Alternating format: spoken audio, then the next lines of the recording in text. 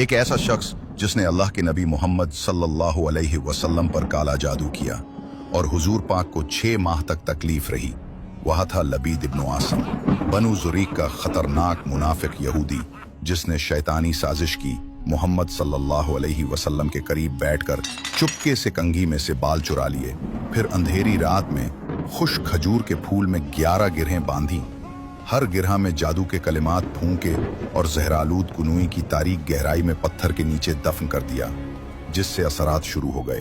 آپ صلی اللہ علیہ وسلم کو عجیب وہم اور جسمانی کمزوری محسوس ہونے لگی۔ 6 ماہ گزرے تو ایک رات 2 فرشتے خواب میں آئے اور پوری سازش بتائی۔ صبح جبریل سورۃ الفلق اور الناس لے کر نازل ہوئے۔ آپ صلی اللہ علیہ وسلم نے فوراً حضرت علی، حضرت زبیر اور حضرت عمار کو بھیجا۔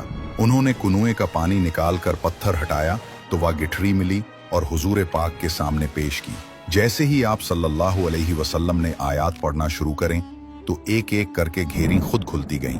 آخری گھیرتے ہی حضور محمد صلی اللہ علیہ وسلم اٹھے جیسے بیڑیاں ٹوٹ گئیں۔